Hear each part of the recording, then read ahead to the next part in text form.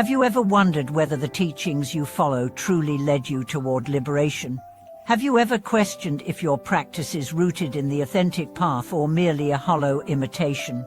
Welcome back to the channel where we shine a guiding light on the journey of the heart and mind. Today, we delve into Master Huilu's profound exposition on true Dharma, its nature, its tests, and how to guard the clarity of your own understanding. Our aim is to help you distinguish genuine liberation teachings from those that merely mimic the outer forms, and to empower you with the standards of correct view and right understanding, so you never lose your way amid the many voices of the age.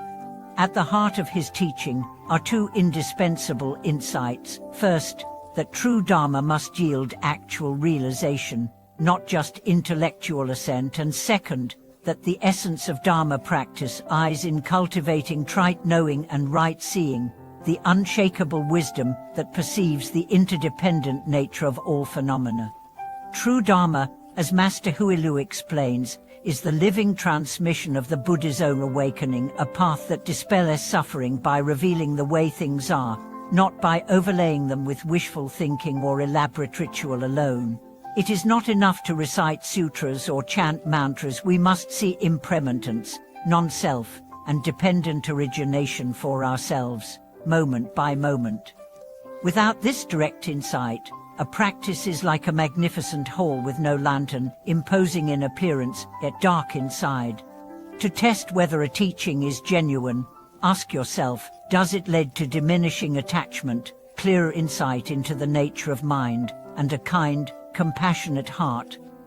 Or does it foster more bewilderment, clinging, or even subtle pride?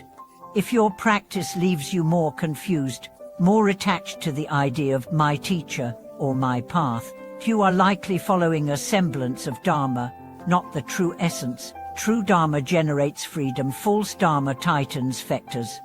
Now let us turn our gaze inward and explore, in rich narrative detail, how these principles unfold in the life of a seeker, how right view arises and anchors the mind, and how misperception can lead even the devout astray, only to be rescued by the unerring compass of right knowing and right seeing.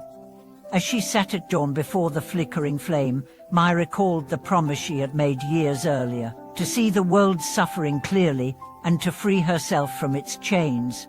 In those early days, nothing felt more sacred than the rhythmic beat of the Gomukha bell and the soft echo of Sanskrit verses rolling off her tongue.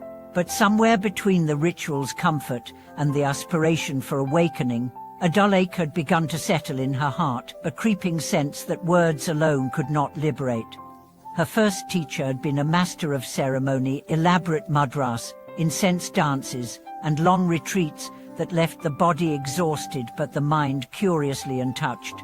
After one particularly rigorous month, Mai emerged physically disciplined but spiritually parched. She realized that no amount of external refinement could transform the restless turbulence within.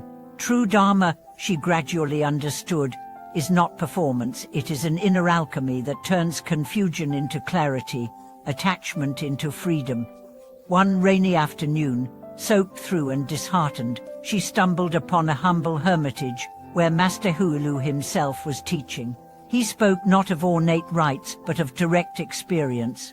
"Look," he said, pointing to a drop of water trembling at the leaf's edge, "at its birth, its shape, its fall. No port lingers, no port claims a story. Such is the nature of all things." That simple metaphor cracked Mai's heart open. She felt the cool liquid of insight ripple across her doubts. Under his guidance, she began to observe each breath, each thought, each flicker of sensation, as if it were the last.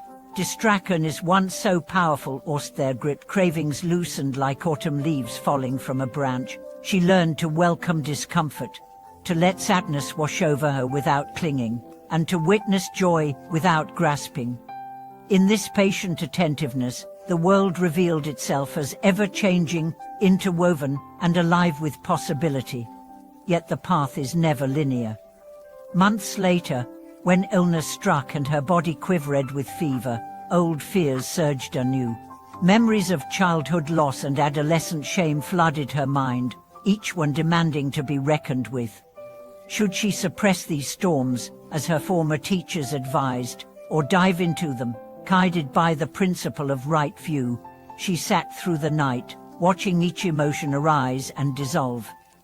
To her astonishment, pain lost its tyrant's edge. It became a guest passing through a silent hall.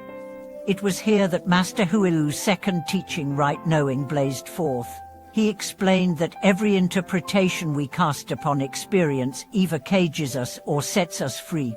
If we label a thought a bad, we feed its power. If we describe it simply as to thought, we glimpse the spacious mind that underlies all stories. By naming events with clear awareness, rather than judgment, we break the habitual trance of self-centered narrative. Soon, Mai found herself living Dharma in daily tasks, offering a bowl of rice without the slightest calculation of reward, listening to a friend's grief without murmuring empty consolations, or pausing mid-step to feel the earth beneath her feet. In each moment, the boundary between practice and life dissolved. She no longer needed to seek a sacred time or place. Every breath was a shrine, every heartbeat an invitation to wake up. Over time, small miracles began to sprout in the once parched soil of her being. A silent joy emerged at sun, as an unforced compassion arose when witnessing others' struggles. A deep equanimity settled during times of loss. None of these springs from mere ritual or hopeful thinking. They are the natural fruit of seeing things as they are and abiding in that clarity. By contrast, she observed other students clinging to the trappings of Dharma, collecting teachings like trophies, debating philosophical minutiae, or accumulating liturgies for social prestige. Their eyes, though bright with effort, betrayed a restlessness that no amount of chanting could still. Mai felt compassion without pride, for she had been there herself. But she knew that the true test of teaching lies not in its outward glow, but in the silence of the heart it cultivates. This is the hallmark of true Dharma. It gently dissolves the illusion of an isolated self and awakens us to the vast interplay of causes and conditions. It does not promise worldly success or ecstatic highs. It invites us to marvel at seemingly ordinary phenomena: a leaf falling, a child's laughter, the quicksilver of a bird's wing, and through them, to taste the boundless freedom of unconfined mind. As you reflect on your own path, notice where your heart feels tender and where it feels pinched. Are you content with ceremonies, or do you long for direct insight? Do you judge your experiences, or do you meet them with clear awareness? Cultivate the courage to see yourself without a mask, to welcome every part of your journey, and to let true Dharma light the way. Thank you for watching this video.